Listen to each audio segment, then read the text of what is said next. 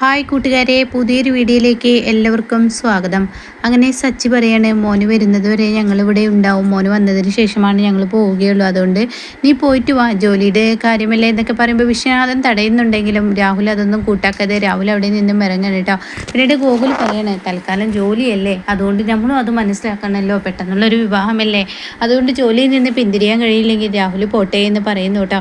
ഇതേ സമയം രാഹുൽ നേരെ ഹോസ്പിറ്റലാണ് ചെല്ലുന്നത്. അവിടെ മൃദുല കാത്തു നിൽക്കുന്നുണ്ടാവും. അങ്ങനെ മൃദുല പറയണേ, എന്താ രാഹുൽ നീ കാണിച്ചത്, എത്ര നേരമായി നിന്നെ കാത്തു നിൽക്കുന്ന, അതെ എനിക്ക് അവിടെ നിന്ന് ഓടി രക്ഷപ്പെടാൻ പറ്റണ്ടേ, അവിടെ നിന്ന് പോരാൻ കഴിയണ്ടേ, എന്തായാലും ഞാൻ നിനക്ക് തന്ന വാക്ക് ഒരിക്കലും തെറ്റിക്കില്ല.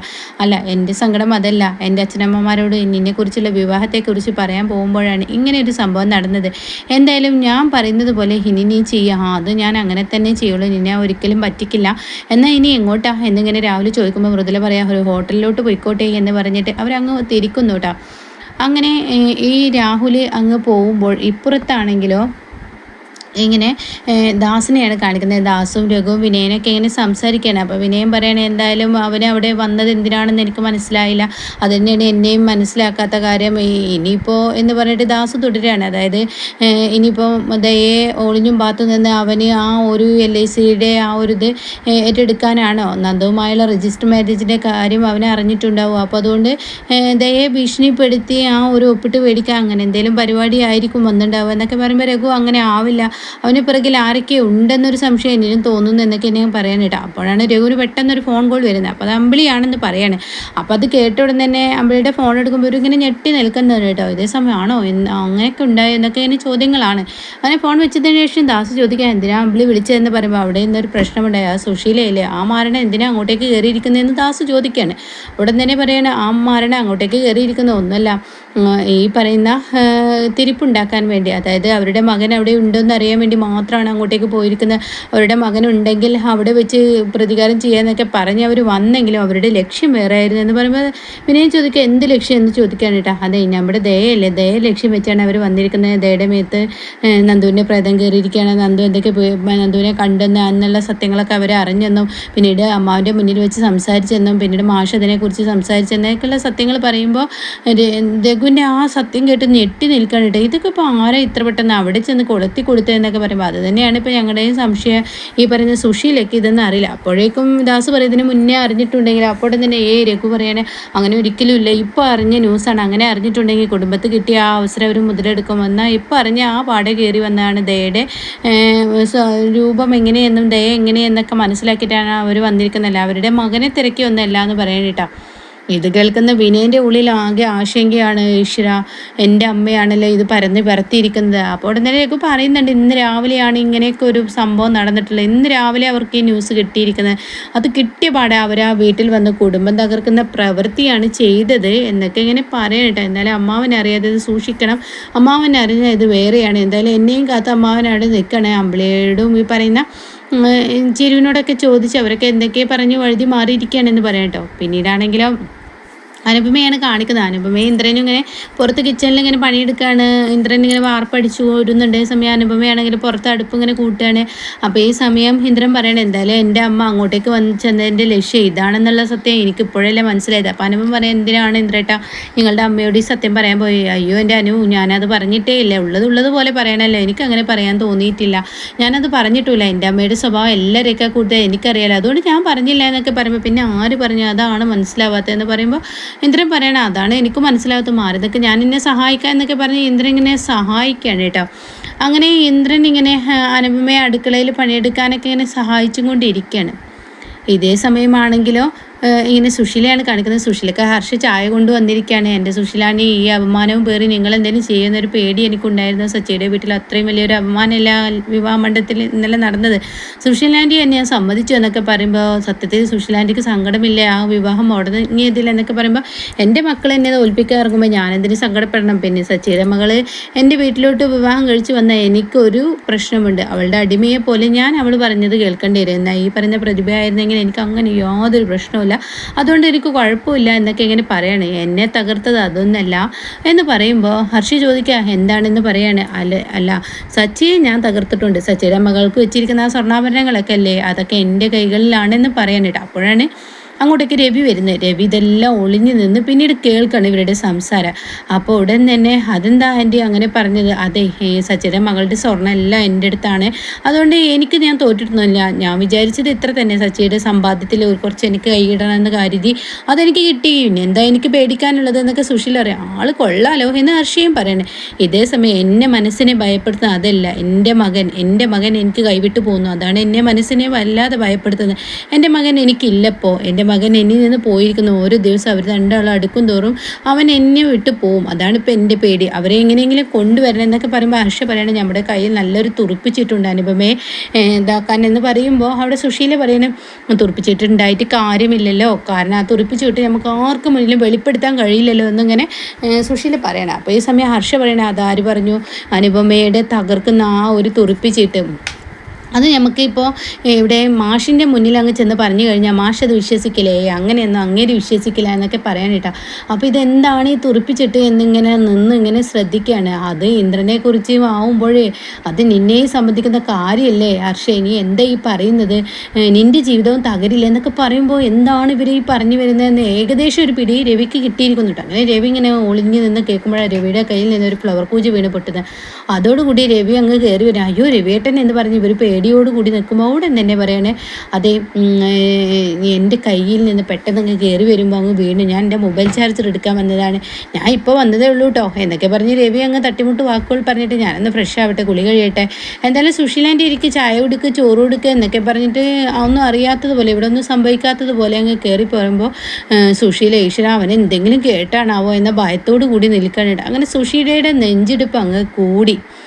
ഇതേ സമയം വിനയനാണെങ്കിൽ തുള്ളി തൻ്റെ വീട്ടിലോട്ട് ചെന്നിട്ട് തൻ്റെ അമ്മയോട് പറയണം ഇത്രയും വലിയൊരു പാവം അമ്മ ചെയ്യുമെന്ന് കരുതിയില്ല, ഞാൻ പണ്ട് മഞ്ചാടിയുടെ ജീവിതമൊക്കെയാണ് ഇങ്ങനെ ചെയ്തിരുന്നത്, മഞ്ചാടിയുടെയും ദയുടെയൊക്കെ ജീവിതം വെച്ച് ഞാൻ ഒരുപാട് ഈ പറയുന്ന നന്ദുവിൻ്റെ ഈ സത്യങ്ങൾ അറിയാൻ വേണ്ടിയിട്ട് ഞാൻ ഒരുപാട് മാഷിൻ്റെ മുന്നിലോട്ട് പോയതാണ്, ഈ പറയുന്ന അനന്തൻ മാഷിൻ്റെ അടുത്ത്, അതായത് അച്ഛൻ്റെ അരികിലോട്ട് പോയി, പിന്നീട് ചീരും പലവരുമാണ് എന്നെ തടഞ്ഞത്, അത് നടന്നില്ല. പക്ഷേ ഇപ്പോൾ ഞാൻ ചെയ്തത് തുല്യമായല്ലോ, എൻ്റെ അമ്മ ഇത് ചെയ്തത്, എൻ്റെ അമ്മ എന്തിനാണ് ഇത് ചെയ്യാൻ പോയത്, എടാ ഞാൻ അറിയാതെ പറഞ്ഞു പോയി, അവരെല്ലാം അറിഞ്ഞു എന്ന് പറഞ്ഞപ്പോൾ ഞാൻ ഇതും അറിഞ്ഞിട്ടുണ്ടാവുന്ന ആ ഒരു മാനസികാവസ്ഥയിൽ ഞാനിത് പറഞ്ഞത്, പക്ഷെ ഒരിക്കലും ഞാൻ അവരുടെ ജീവിതം തകർക്കണമെന്നൊന്നും കരുതിയിട്ടില്ല. എന്തായാലും ഇപ്പോൾ എന്തായി, നല്ല സ്ത്രീയുടെ കയ്യിലാണ് ഈ തുറപ്പിച്ചിട്ട് കിട്ടിയിരിക്കുന്നത്, അവരിനിപ്പോൾ വെറുതെ ഇരിക്കില്ല.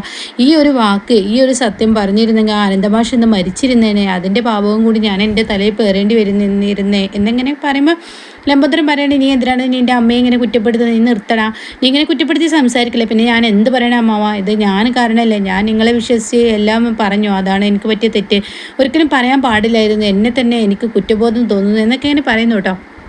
പിന്നീട് സത്യനെയാണ് കാണിക്കുന്നത്. സത്യൻ തൻ്റെ ജോലിയിലോട്ട് പോകാൻ ഒരുങ്ങുമ്പോൾ ഇപ്പുറത്ത് പ്രതിഭ ഇങ്ങനെ ഡ്രസ്സ് എടുക്കുന്നത് കാണാൻ, അത് കാണുന്ന സത്യന് ഒത്തിരി സന്തോഷമാണ്. സോനെ എന്തെങ്കിലും മേടിക്കാനുണ്ടോ പറഞ്ഞേക്കേ എന്ന് സത്യൻ പ്രതിഭയെ നോക്കിയാണ് പറയുന്നത്. പക്ഷേ സോന നിൽക്കുന്നത് കൊണ്ട് തന്നെ പ്രതിഭയോട് ചോദിക്കാൻ കഴിയുന്നില്ല. അപ്പോൾ ഉടൻ തന്നെ സോന പറയണേ ഒന്നുമില്ല, പറയാനുള്ളവരോട് ചോദിച്ചാൽ പറയും, എന്തിനാണ് എന്നെ ഇങ്ങനെ വെറുതെ കളിയാക്കുന്നത് പോലെ ഈ ഒരു ചോദ്യവും പറച്ചിലൊക്കെ എന്നിങ്ങനെ പറഞ്ഞ ഉടൻ തന്നെ ഉടൻ തന്നെ പറയണേ അതൊന്നല്ല, ഞാൻ നിന്നോട് പറഞ്ഞെന്ന് മാത്രം, നിനക്ക് എന്തെങ്കിലും വേണമെങ്കിൽ പറഞ്ഞു, അടുക്കളയിൽ സാധനം എന്തെങ്കിലും വേണോ, അല്ല അമ്മയുടെ അതൊന്നും എനിക്കറിയില്ല എന്നൊക്കെ ഇങ്ങനെ പറയണം. അപ്പോഴാണ് സുശീല ഇറങ്ങി വരുന്നത് കേട്ടോ. സുശീലയെ കാണുന്ന പ്രതി ഓടി കൊണ്ട് അമ്മയ്ക്ക് ചോറ് വിളമ്പിട്ടെ എന്നൊക്കെ ചോദിക്കുമ്പോൾ ഒരൊറ്റ നോട്ടം നോക്കി അകത്തോട്ട് അങ്ങ് കയറി പോകുമ്പോൾ പ്രതിഭയെ നീ വിചാരിക്കുന്നത് പോലെ പെട്ടെന്നൊന്നും എൻ്റെ അമ്മ നിൻ്റെ ഉപ്പിയിലാവില്ല പ്രതിഭയെ എന്നിങ്ങനെ സത്യം പറയണം. അപ്പോൾ അതിനൊക്കെയുള്ള കഴിവ് സോന പറയാണ് പ്രതിഭക്കുണ്ട്, സത്യത്തെ വിചാരിക്കുന്നത് പോലെ എന്നല്ല എന്ന് പറയണം. അപ്പോൾ സത്യം പറയാം ശരി ഞാൻ പോട്ടെ എന്ന് പറഞ്ഞ് സത്യൻ അങ്ങ് പോകുന്നു കേട്ടോ.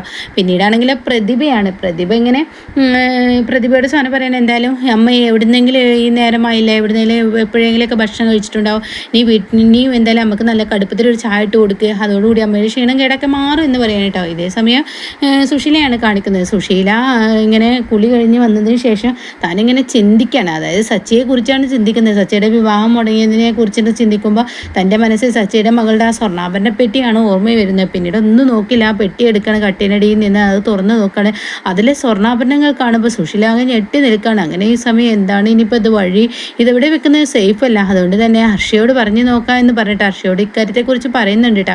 അപ്പോൾ ഹർഷ പറയണ അത് അവിടെ വെക്കണ്ട, എന്തായാലും ഈ പറയുന്ന സച്ചി എന്തായാലും സ്വർണ്ണം തിരികെ ചോദിക്കാൻ വരും, അപ്പോൾ ഈ പറയുമ്പോൾ തിരിച്ചു കൊടുക്കേണ്ടി വരും, അത് കൊടുത്തില്ലെങ്കിൽ സത്യനേന്ദ്രനെ അത് കൊടുപ്പിക്കും, അതുകൊണ്ട് ആൻറ്റി അവിടെ വെക്കാതെ വേറെ എവിടെയെങ്കിലും കൊണ്ടുവെക്കുക. അപ്പോൾ ഹർഷയോട് പറയുന്നത് എൻ്റെ ലോക്കറിൽ വെക്കുമോ, അത് പറ്റില്ല, എൻ്റെയും രവിയേട്ടൻ്റെയും ലോക്കർ ഒരുമിച്ചാണ്, അതുകൊണ്ട് രവിയേട്ടനെ അറിയും, അതുകൊണ്ട് ആൻറ്റി ഒരു ഈ പലിശ കൊടുക്കുന്ന അങ്ങനെ അങ്ങനെയൊക്കെയുള്ള അതിൽ കൊണ്ടുവച്ചാൽ മതി എന്നൊക്കെ പറയണ്ട.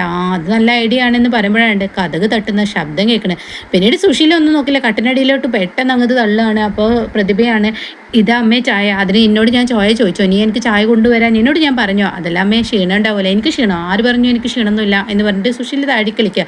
ഇതേ സമയം അമ്മേ ചായ ഞാൻ കൊണ്ടുവന്നില്ല, അന്നങ്ങ് തന്നേക്കെന്ന് പറഞ്ഞ് കുടിക്കാതിരിക്കുമ്പോഴേക്കും ഇന്നിൻ്റെ അച്ഛനമ്മമാർ ഇവിടെ വന്നിരുന്നു. ഹായ്, അവർക്ക് കൈ നനക്കാതെ പിടിച്ച മീനല്ലേ നീ എൻ്റെ മകൻ എന്നൊക്കെ ഇങ്ങനെ പറയാനിട്ടാ. അതെല്ലാം അമ്മ പെട്ടെന്ന് നടന്ന വിവാഹം ആയതുകൊണ്ട് തന്നെ ഇങ്ങോട്ടേക്ക് വന്നു എന്നുള്ളൂ, അത്രയേ ഉള്ളൂ.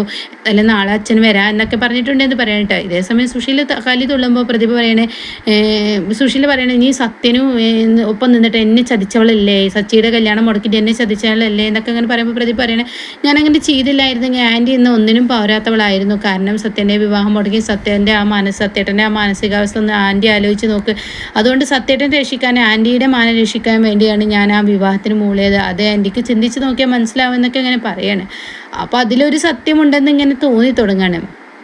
എന്നാൽ ഈ സമയം ഇങ്ങനെ രഘുവിനെയാണ് കാണിക്കുന്നത്. രഘു മഞ്ചാടിയും പഞ്ചരത്നത്തിലോട്ട് കയറി വരികയാണ്. അപ്പോഴേക്കും ചീരിയും അമ്പിളിയും കൂടി ഓടിച്ചെല്ലാണ്. അങ്ങനെ മഞ്ചാടി പറയാം, വല്ലാത്തൊരു ക്ഷീണവും കേടൊക്കെയാണ് ഈ യാത്ര, വലിയ ബുദ്ധിമുട്ടാണ് ഈ യാത്ര എന്നൊക്കെ പറയുമ്പോൾ, എന്തായാലും നിനക്ക് വലിയ ബുദ്ധിമുട്ടൊന്നുമില്ല, ഇത് രവിയേട്ടനാണ് ബുദ്ധിമുട്ട്. രവിയേട്ടൻ രാവിലെ വൈകുന്നേരം നിനക്ക് വേണ്ടി ഇങ്ങനെ വണ്ടി ഓടിക്കല്ലേ, നിനക്ക് എന്ത് ബുദ്ധിമുട്ടെന്നൊക്കെ പറഞ്ഞിട്ട് വഴക്ക് പറഞ്ഞിട്ട് നീ കുളിക്കടി, പോയി കുളിച്ചിട്ട് പോകാം, ഭക്ഷണം മേശപ്പുറത്ത് കൊടുന്ന് വെക്കാം എന്നൊക്കെ ഇങ്ങനെ പറയണേ.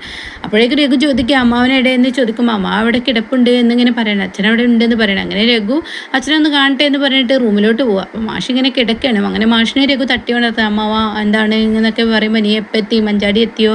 എന്തായാലും വലിയ ബുദ്ധിമുട്ടുള്ള യാത്രയാണ്, ഇതെന്തായാലും ഈ യാത്ര തുടരാൻ പറ്റില്ല, നിങ്ങൾ കന്യാശ്ശേരി മലയിൽ നിൽക്കുക, നീയും അമ്പിളിയും മഞ്ചാടിയും കൂടി, അതാണ് നല്ലത്. ദയെ കൊണ്ടുപോകാൻ പറ്റില്ല, ദയക്ക് ഇനി അവിടെ ഒരു പേടി സ്വപ്നമായിരിക്കും, അതുകൊണ്ട് തന്നെ ദയ പറ്റില്ല, നിങ്ങൾ ഒരുമിച്ച് നിൽക്കുക എന്നൊക്കെ ഇങ്ങനെ മാഷിനോട് പറയുമ്പോൾ അമ്മാവ് എന്ത് പറയുന്നത് അതിനനുസരിച്ച് ഞാൻ ചെയ്യാമെന്ന് പറയാം കേട്ടോ. ഇതേ സമയം എന്തായാലും നീ ഞാൻ പറയുന്നത് പോലെ തന്നെ ചെയ്യ്, ദയം കൊണ്ട് അവിടെ നിൽക്ക്. അപ്പോൾ ദയ നാളെ സൈക്കാട്രിസ്റ്റിന് ബുക്ക് ചെയ്തിട്ടുണ്ട്, അവിടെ ശബരി വരാമെന്നൊക്കെ പറഞ്ഞിട്ടുണ്ട്. അപ്പോൾ അമ്മാവൻ വരില്ലേ? ഞാൻ വന്നില്ലെങ്കിൽ ശരിയാവില്ല, കാരണം ഞാൻ വന്നില്ലെങ്കിൽ ഈ പറയുന്ന ഈ ദയ ഇവിടെ നിന്നും ഇറങ്ങില്ല, അതുകൊണ്ട് തന്നെ ഞാൻ വരാം, എനിക്ക് വരുന്നതിന് കുഴപ്പമൊന്നുമില്ല എന്നിങ്ങനെ മാഷ് പറയണേ. എന്തായാലും നാളെ ആവട്ടെ എന്നൊക്കെ പറയണേ. ഇതേസമയം മഞ്ചാടിയാണ് കാണിക്കുന്നത്. മഞ്ചാടി കുളിയൊക്കെ അല്ല അതിനിടയ്ക്ക് രഘുവിനോട് ചോദിക്കുന്നുണ്ട്, ഈ സുശീല ഇവിടെ വന്നിരുന്നു, സുശീല ഒരു നന്ദുവിൻ്റെ കാര്യമൊക്കെ പറഞ്ഞു, അത് അവർക്ക് അവരുടെ ബുദ്ധിമോശം, അവരിങ്ങനെ എടുത്തുചാട്ടക്കാരില്ല, ഇന്നതാ വായി തോന്നി പറയാമെന്ന് അറിയില്ലല്ലോ, അതല്ലല്ലോ പറഞ്ഞത്. അവർ പറഞ്ഞത് ഈ കന്യാശ്ശേരി മനയെ വെച്ചിട്ട് നന്ദുവിനെ കണ്ടു, പേടി സ്വപ്നമായി എന്നൊക്കെ ഇങ്ങനെ പറയുന്നു, അത് ശരിയാണോ? അത് കേൾക്കുന്ന രഘു ഒന്ന് ഞെട്ടിയിട്ട് പറയണേ, അവിടെ ആരോ നന്ദുവിനെ പോലെ സാമ്യമുള്ള ഒരാളെ കണ്ടു എന്നൊക്കെ എല്ലാവരും പറയുന്നുണ്ട്, പക്ഷേ ദയയുടെ സ്വഭാവം അങ്ങനെയല്ലേ, അതൊന്നും ഇത്ര വിഷയമാക്കണ്ടേ എന്നൊക്കെ പറഞ്ഞ് തട്ടുമുട്ട് വാക്കുകൾ പറഞ്ഞ് അവിടെ നിന്ന് ഓടി രക്ഷപ്പെടും രഘു. പിന്നീട് മഞ്ചാടിയാണ് കാണിക്കുന്നത് കേട്ടോ. മഞ്ചാടി ഇങ്ങനെ വരുമ്പോൾ ദയ ദേഷ്യത്തോട് കൂടി ഇരിക്കുന്നുണ്ട്. അപ്പോൾ മഞ്ചാടി ചോദിക്കുക, എന്താ ദയച്ചി എപ്പോഴും ഇങ്ങനെ ദേഷ്യം പിടിച്ചിരിക്കാതെ, ദയച്ചിക്ക് എന്താ പ്രശ്നം എന്നിങ്ങനെ പറയടി, നീ എന്നെ ഇങ്ങനെ ഭ്രാന്തിയെ പോലെ സംസാരിച്ച് ഞാനത് കേട്ട് നിൽക്കില്ല. അല്ല ദയച്ചി എന്ത് പറഞ്ഞാലും ഇങ്ങനെ ചാടി കളിക്കുന്നത് എന്തിനാ എന്നൊക്കെ ഇങ്ങനെ പറയണേ. എന്തായാലും ദയച്ചി നാളെ ശബരിയേട്ടനെ കാണുമല്ലോ, നാളെ ദയച്ചി സൈക്കാട്രിസ്റ്റിനെ എടുത്ത് കൊണ്ടുപോലെ, എടി നീ എന്നെ ഭ്രാന്തിയാക്കാൻ നോക്കുക, നിങ്ങളെല്ലാവരും എന്നെ ഭ്രാന്തിയാക്കാൻ നടക്കില്ല, ഒരിക്കലും നടക്കാത്ത കാര്യമാണ്, അത് നടക്കുകയില്ല എന്ന് പറയുമ്പോൾ അമ്പിളി അത് കേട്ട് വരികയാണ് കേട്ടോ.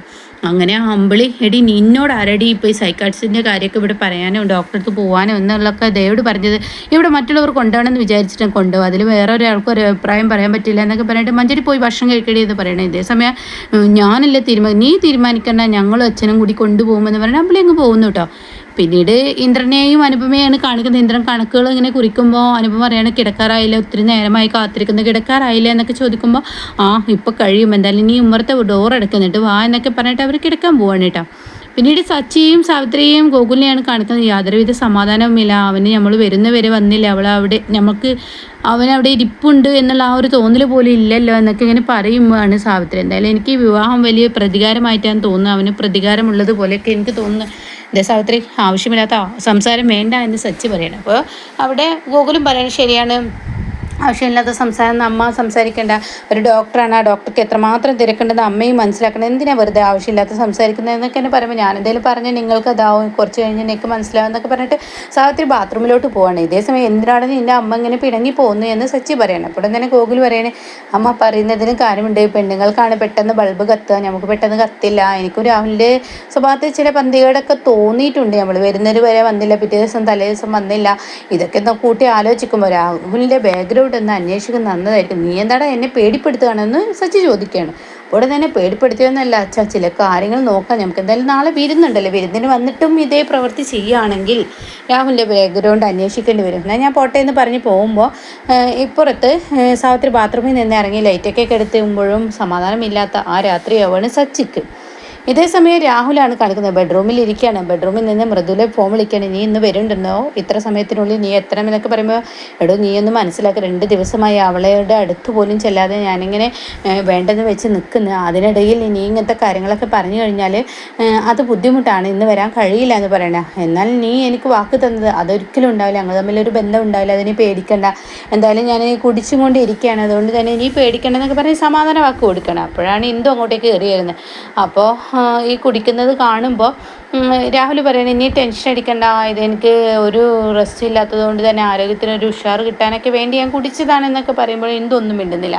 നിനക്ക് ഉറക്കം വരുന്നുണ്ടെങ്കിൽ കിടക്കാം, ഞാൻ ഈ സൈഡിൽ കിടന്നോളാം, എന്തായാലും ഹോസ്പിറ്റൽ കേസും വിവാഹമൊക്കെ ആയതുകൊണ്ട് തന്നെ വല്ലാത്തൊരു ടെൻഷൻ തന്നെയാണ് ഞാൻ അനുഭവിച്ചതെന്നൊക്കെ പറയുമ്പോൾ ഇന്ദുവിൻ്റെ കണ്ണുനീർ തുള്ളികൾ ഇങ്ങനെ നിറഞ്ഞൊഴുകണം കേട്ടോ. രാഹുലും കട്ടുമേ വന്ന് കിടക്കുന്നുണ്ട്. പക്ഷേ തൻ്റെ ഭാര്യയാണെന്ന് ആ പരിഗണന കൊടുക്കാതെ, ഒന്ന് തിരിഞ്ഞു നോക്കാതെ രാഹുലും തിരിഞ്ഞു കിടക്കുന്നു, ഇതുപോലെ ഇന്ദുവും തിരിഞ്ഞു കൊടുക്കുന്നു. അങ്ങനെ ഒരു കട്ടിലിൻ്റെ അങ്ങേ തറ്റത്തും ഇങ്ങേ തറ്റത്തും 2 വ്യക്തികളെ പോലെ കിടക്കുമ്പോൾ ഇന്ദുവിൻ്റെ കണ്ണിൽ നിന്ന് ചോരത്തുള്ളികൾ വീഴുന്ന ആ ഒരു സീനാണ് കേട്ടോ ഇന്നത്തെ എപ്പിസോഡിൽ വന്നിരിക്കുന്നത്.